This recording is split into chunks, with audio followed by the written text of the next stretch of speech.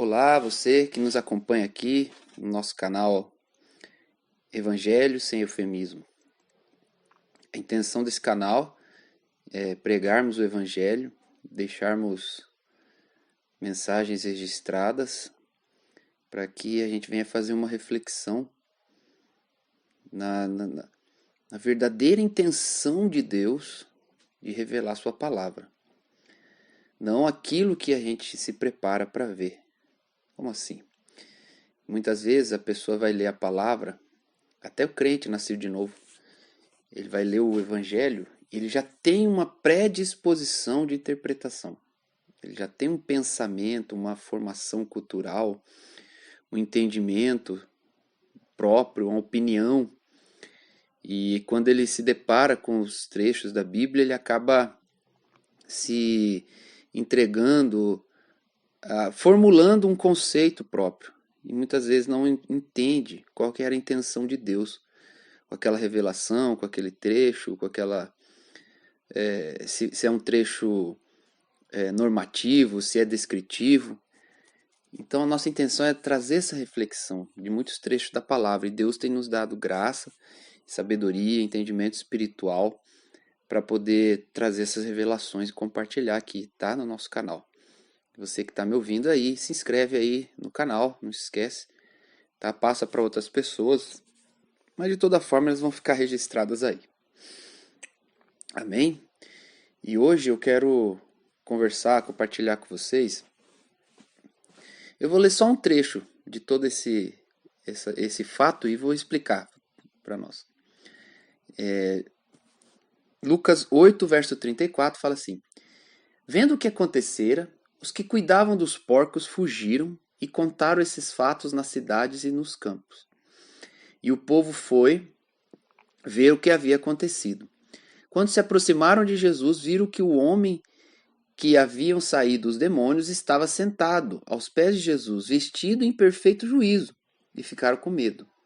Os que tinham visto contaram ao povo como o endemoniado foi curado. Então todo o povo da região dos Gerazenos suplicou a Jesus que se retirasse, porque estavam dominados pelo medo. Ele entrou no barco e regressou. É muito interessante. Isso que eu vou falar para vocês, eu nunca tinha visto um entendimento desse trecho. Claro que pode ter havido até há 100 anos atrás, né? Pode ter em algum livro que você tenha lido, ou você mesmo pode ter tido essa revelação. Eu não estou falando que eu sou o dono das revelações, tá? Não é isso. Só estou dizendo que eu nunca tinha visto dessa forma. A questão é, por quê? Nós sempre temos, principalmente na sociedade de hoje, uma predisposição de ver o mundo de forma romântica, romantizada, como se fosse uma ficção. E muitas vezes as redes sociais são prova disso, né? As pessoas só publicam, elas vivem uma vida de plena felicidade, né? De plena satisfação, e quando tem problemas, né? Compartilham o problema com quem não deveria. Então é como se fosse um mundo paralelo. E muitas vezes você olha e vê esse trecho, né? O que é esse trecho? Vou resumir para nós. Esse trecho mostra que quando Jesus chega nessa região, né? O endemoniado gadareno, né? Na região de Gadara, ou Gerazeno, Jesus chega nessa região e ele se depara com essa situação terrível de um homem que vivia acorrentado num cemitério. E o trecho, a Bíblia ainda diz que ele arrebentava os grilhões, né? Arrebentava as correntes. Tamanha força demoníaca que estava sobre ele. Então era uma situação terrível, degradante, notadamente uma tragédia na vida humana.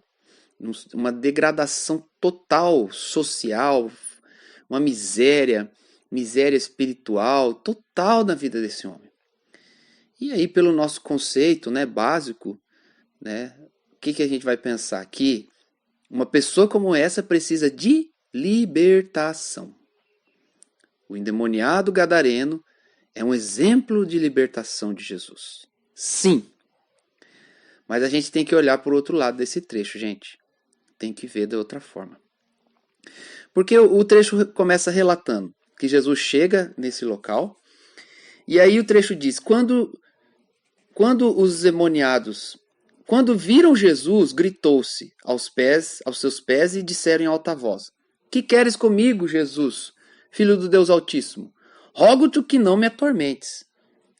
Então, os demônios identificaram Jesus. E aí, dentro daquele diálogo, né, Jesus pergunta, qual é o seu nome? Eles dizem, Legião, respondeu, porque muitos demônios haviam entrado naquele homem. Ou seja, toda a degradação daquela pessoa, daquele ser humano, né, toda a força maligna que ele tinha, era porque havia milhares de demônios nele. Era uma legião demoníaca que estava dentro dele. Então, ele diz, e eles começam a barganhar com Jesus, percebendo a autoridade. Jesus exerce autoridade sobre eles. Isso que é maravilhoso, tremendo.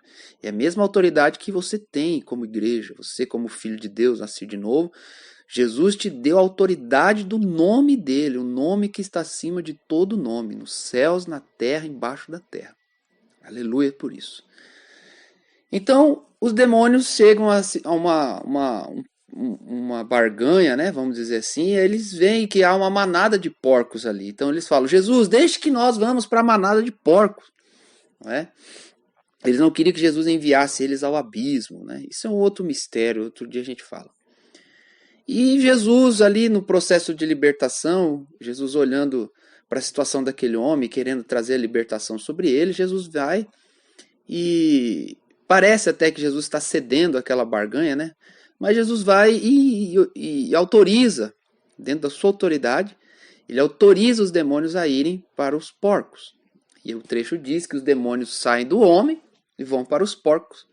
E aquela manada de porcos, né, que alguns trechos dizem que havia 2.000 porcos, aqueles porcos se jogam num precipício e morrem todos afogados. Ou seja, perca total do rebanho dos porcos ali naquele momento. E aí o que acontece? A notícia de que Jesus operou daquela forma a libertação, principalmente sobre o camarada, né, endemoniado, que você imagina, gente, esse homem era uma atração na cidade. Todo mundo falava sobre isso, todo mundo sabia da situação. Uma pessoa, às vezes, talvez ouviam até mesmo de outras regiões para saber daquela situação, entender, compreender, ou qualquer pessoa que chegasse ali acabava sabendo sobre o endemoniado de Gadara. E de repente acontece tudo isso, Jesus Cristo opera essa libertação e a notícia corre solta, né? Não tinha WhatsApp, mas tinha um boca a boca. Então o povo saiu falando que o endemoniado, o monstro do cemitério, o louco do cemitério, sei lá como que eles chamavam o cara, foi liberto, e Jesus Cristo o libertou. Jesus Cristo ordenou que os espíritos malignos estavam nele e tal, e contaram todo o fato. E a Bíblia diz que os criadores de porcos, eles, juntamente com o povo, eles vão até Jesus. E pasme, senhores e senhoras, você que me ouve, o que aconteceu? Eles não adoraram o Senhor, nem reconheceram a grande obra que ele realizou. Olha só. Mas eles ficaram dominados pelo medo. Porque, para operar a libertação, Jesus deu um prejuízo financeiro. Por quê? Ele liberou os demônios de irem aos porcos e os porcos se lançaram, se jogaram do precipício, deu um enorme prejuízo para eles. Mas a mente deles estava tão cheia de egoísmo que eles viram mais o prejuízo financeiro do que a libertação daquele homem. Você vê só, muitas vezes a gente tem que aprender com isso, que muitas vezes não é o que acontece fora que determina quem nós somos, mas muitas vezes é quem nós já somos por dentro. Então, a gente precisa entender isso. Imagina só, aquela libertação tão majestosa, tão poderosa, poderia produzir fé naqueles corações, poderia produzir um desejo de aprender com aquele Jesus, que não só curava e libertava, mas ensinava. Eles poderiam aprender a prosperar com Jesus. Se você for ver as parábolas, Jesus ele ensinava acerca de tudo, ele tinha conhecimento acerca de todas as coisas.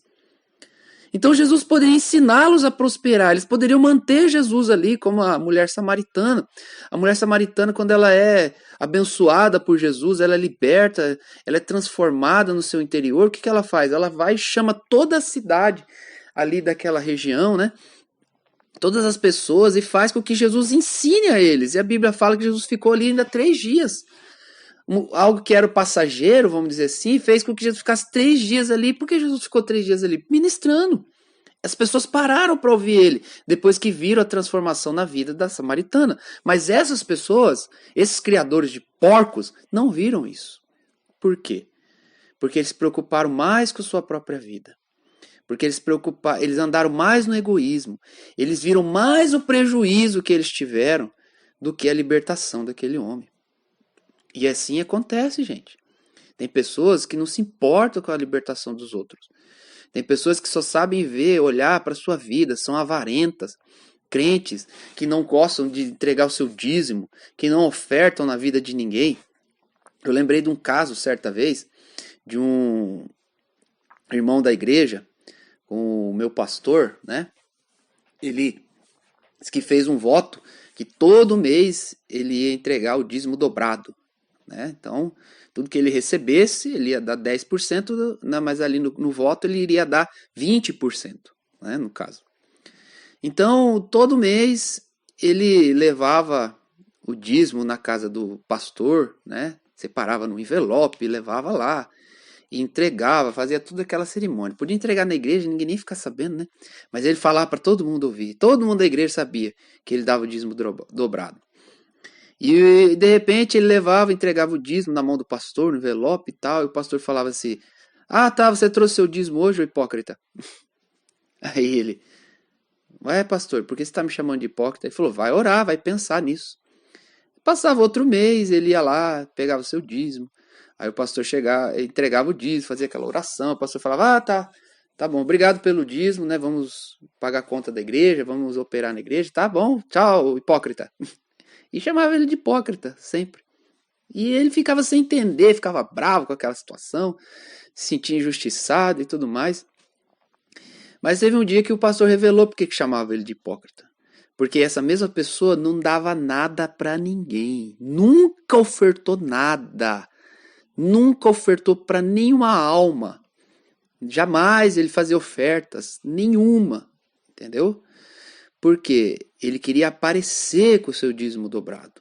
Ele queria mostrar que ele entregava o dízimo dobrado, entendeu? Não tem problema nenhum, irmão, você dar um testemunho, você falar assim: "Ah, eu entreguei meu dízimo dobrado e Deus me abençoou", e assim vai. Uma vez ou outra, mas você querer aparecer com isso é errado, é pecado. Deus não recebe. Você anula a sua semente. Então, mas voltando para o assunto, o que eu quero dizer? Às vezes as pessoas ficam tão presas no seu egoísmo, principalmente que é relacionado a dinheiro, e ela não enxerga a grandiosa obra de Deus. Que através do dinheiro, Deus pode operar grande libertação e salvação através das pessoas. E Jesus libertou a atração da cidade. Um homem preso por tantos anos por Satanás, por milhares de demônios, legiões de demônios acabavam com a vida daquele homem, uma situação degradante, terrível, sem esperança, com condenação certa. E de repente Jesus Cristo vai lá e liberta a pessoa, arranca os demônios de dentro dele, dá a ele uma nova vida, dá a ele esperança, dá a ele propósito. Você vai ver o término desse trecho, desse relato. Esse homem se coloca para seguir Jesus, para fazer a obra de Jesus, e Jesus dá um propósito a ele, fala assim: "Vá e diga tudo que o Senhor fez por você, como teve misericórdia de você." E a Bíblia fala que esse homem se torna um evangelista e ele anuncia as obras de Jesus às 10 cidades, a Decápolis, 10 cidades. Gente, 10 cidades daquela época, você alcançar 10 cidades para pregar, para ir até se locomover até o local, não é igual hoje, gente. Hoje você alcança o mundo pela internet, naquela época não. Para você alcançar o vizinho, você tinha que ir até a casa dele e falar pessoalmente. Então ele recebeu uma grande obra. Mas aqueles homens não viram isso. Sabe o que aqueles homens viram? Os porcos afogados. E eles, ao invés de receberem o Rei da Glória, receberem o Libertador, receberem aquele que é maior, que era maior que Salomão em sabedoria, que podia ensinar eles a prosperar, a ganhar mais dinheiro, a ter milhares de porcos até mesmo, se fosse o caso, eles mandaram ele embora.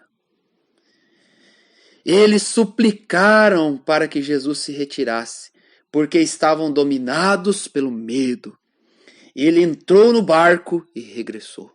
Jesus foi embora. Agora a reflexão para nós. Você que vê o evangelho com romantismo, eu te pergunto, quem ali precisava da maior libertação? O gadareno ou os criadores de porcos? Pense nisso. Que Deus te abençoe.